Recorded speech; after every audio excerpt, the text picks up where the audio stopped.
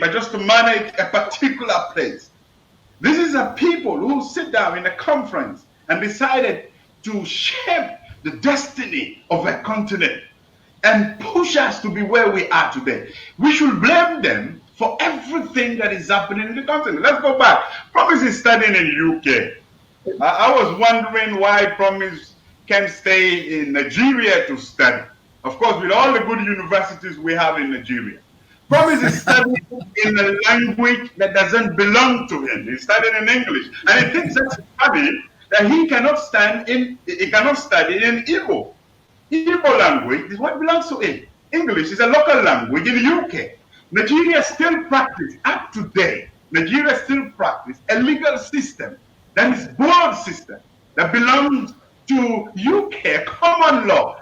And you call yourself an Anglophone nation, a Lusophone nation, and a Francophone nation.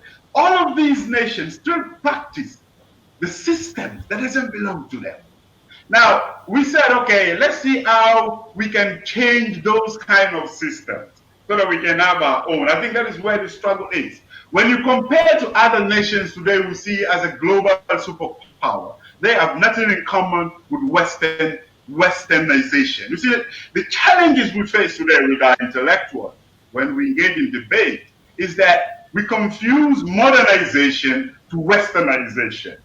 Modernization has nothing to do with Westernization. You can be a modern society, a developed society, without being a Western society.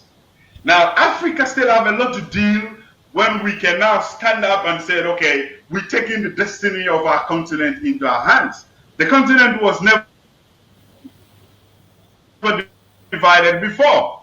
Every nation in the world, every continent developed by stages. We know that the history of the world justifies that even Western society were engaged in civil war.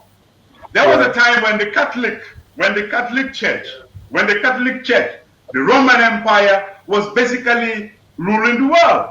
What did they do? People were killed like a witchcraft. The same thing Promise was saying, we're sacrificing our own people, the twins, and so on. That happened even in Western society. Now, somebody is a priest, he is not a priest, he is a priest with a different culture. He is a priest representing a different culture. So let's begin to see how we can shape the history well. I think when you read a book of Rodney on how Europe underdeveloped Africa, then you begin to see that even history itself was manipulated by the Western media. Today, young people will be in Nigeria, they want to be in the United States, thinking that being in the United States is the best way to have a better life. That's ironic. It's so funny.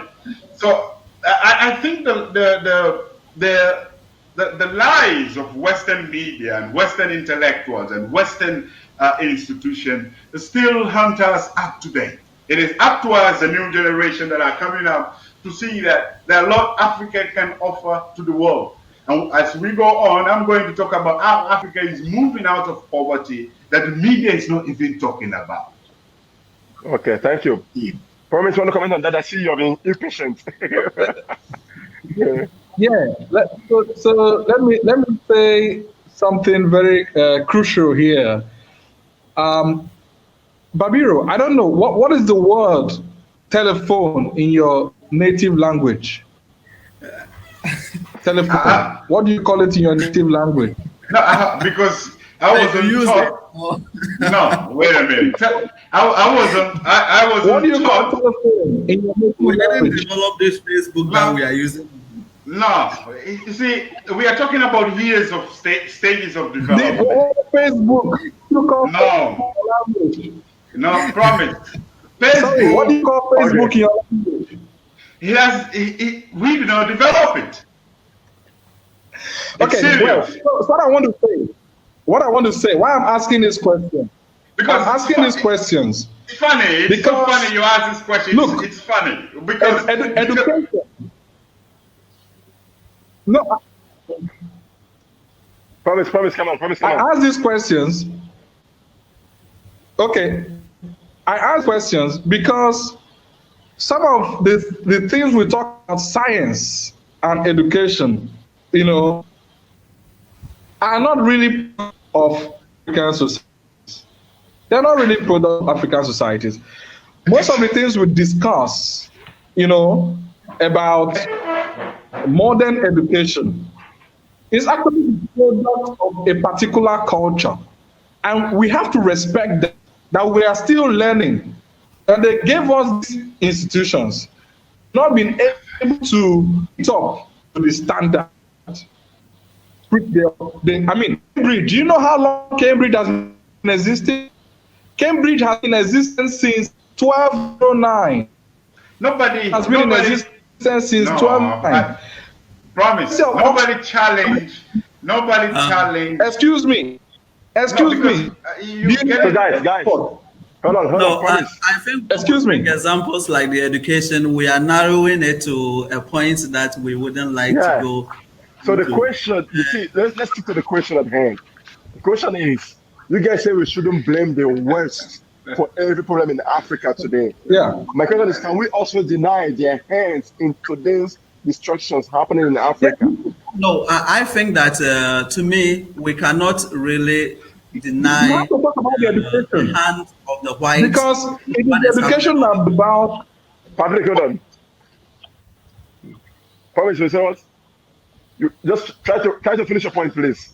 I said you cannot disentangle. Can you hear me? I can hear you. Can you hear me? We can hear you. Yeah, go on. Come on. I was saying you cannot disentangle the education from the level of corruption. In fact, the level of education is connected to the corruption itself. And countries with poor education are likely the most corrupt in the world. Because people don't learn the skills they are supposed to learn. They are not employed because they have the skills to manage the public resources. And it's true, you have to check that out. The most corrupt countries are the worst in education. Poorly developed infrastructures to educate the masses. And in fact, most of the poorer countries, their leaders don't want them to develop the critical thinking capacities to challenge the system, to challenge the institution, to bring them to accountability. You need engaged citizens, educated, enlightened citizens who know the constitutions, who know their rights, who know what it means to challenge the institution, to be able to hold on to the institution. So when I mention education, and I'm talking about Western education, it's connected to the fact that we've not been able to practice or import good education to the African world. And it is affecting the way our citizens are reacting to the very same institutions we are talking about. So this is the point I want